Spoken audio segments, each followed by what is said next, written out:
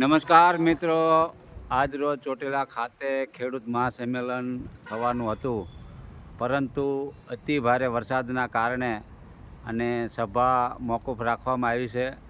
ત્યારે જે મૂળી તાલુકો હોય, ચોટીલા તાલુકો હોય, થાનગઢ તાલુકો હોય અને અનેક ગામોના જે કાર્યકર્તાઓ આવવા માટે ઉત્સુક હતા, ખેડૂતો ઉત્સુક હતા. ત્યારે અહીં સર્કિટ હાઉસ ખાતે જે યુવાનોને, આપણા કાર્યકર્તાઓને, રાજુભાઈ કરપડાના ચાહક મિત્રો જે અહીં પધાર્યા છે,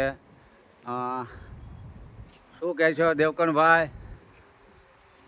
ઉત્સાહ તો જોરદાર હતો આખા ગુજરાતની અંદર, પણ હવે કુદરત પાસે કોઈનું હાલે નહીં. એટલો બધો ઉત્સાહ તો ખેડૂત તમે આખું ટોળું વાંચો, કેટલા ખેડૂતો દરેક ગામથી આવીને ઊભા છે. પણ હવે વરસાદના કારણે અત્યારે મોકૂફ રાખ્યું છે અને આવતી તારીખ નવી આવે પછી બધાને જાણ કરશું. અને પછી આજથી મોટું જોમ અને જુસ્સા સાથે મોટું સંમેલન કરી અને દરેક ખેડૂતોને બોલાવી અને પાછું ફરીથી કરશું. અમારે બીજા ભાઈ કરશનભાઈ, જે મૂળી તાલુકાના ગામડામાંથી અનેક મિત્રો પધાર્યા છે, જેઠાભાઈ, જામભાઈ, હિંમતભાઈ, બધા મિત્રો. શું કહો કરશનભાઈ?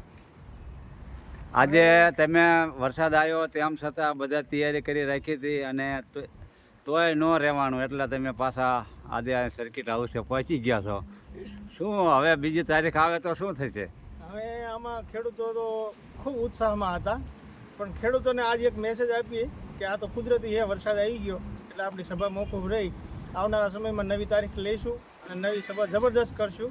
અને ખેડૂત જ્યાં વાડીએ, ખેતીએ, ગમે ત્યાં બેઠા હોય ચિંતા કરતા નહીં, ફરીને નવી તારીખ લઈશું અને જોમ જુસ્સાથી જબરદસ્ત એવી સભા કરશું કે પાછળના 40-50 વર્ષમાં આવું ખેડૂત સંમેલન ક્યાંય ગુજરાતમાં નહીં થયું હોય એવું સંમેલન આપણે પાછા ચોટીલામાં કરીને બતાવશું.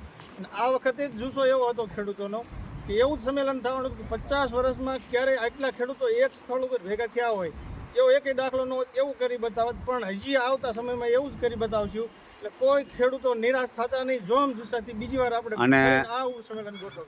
રાજુભાઈ કરપડાએ જે છેલ્લા 10 દિવસથી મહેનત કરતા હતા અને એમને પણ થોડુંક મનોમન દુઃખ થયું છે આજ સભા બંધ રહેવાથી, તો રાજુભાઈને શું સંદેશ આપશો? રાજુભાઈને કોઈ ચિંતા કરવાની નથી.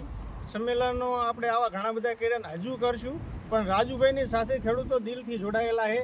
ગમે ત્યારે રાજુભાઈ જ્યારે પણ હાકલ કરશે ત્યારે આ ખેડૂતોનો ઉત્સાહ એટલો બધો છે, રાજુભાઈ માટે ગમે ત્યારે દોડી પડવા માટે તૈયાર છે. આજે તે હજારોની સંખ્યામાં ખેડૂતો આવતા હતા, પણ પછી જ્યારે મેસેજ આવ્યો પાર્ટીનો કે બંધ રાખવામાં આવેલું છે અને પછી પ્રશાસને ના પાડવાથી પછી સભા મોકૂફ રાખી.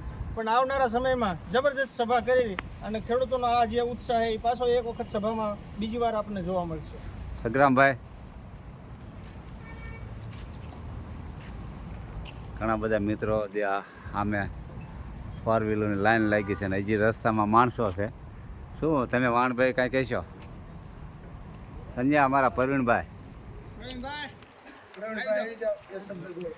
અમારે ઉપસરપંચ છે ખાખરાના. પ્રવીણભાઈ, આજે સભા બંધ રહી અને લોકો બધા આવવા માટે નીકળી ગયા હતા. લોકો એવું કહેતા, ખેડૂતો એવું કહેતા કે તમે સભા ચાલુ રાખો, અમે ચાલુ વરસાદમાં પલળતા ઊભા રહીશું. જે ભાજપ સરકારથી લોકો અને ખેડૂતો જે પરેશાન થઈ ગયા છે, હેરાન પરેશાન થઈ ગયા છે, ત્યારે આ પરિસ્થિતિમાં ખેડૂતો એવા વિચારી રહ્યા હતા કે અમે ભલે 2 કલાક અમારે હેરાન થવું પડે, હજી 30 વર્ષથી હેરાન થતા આવી તો 2 કલાક વધારે. તો શું કહેશો તમે?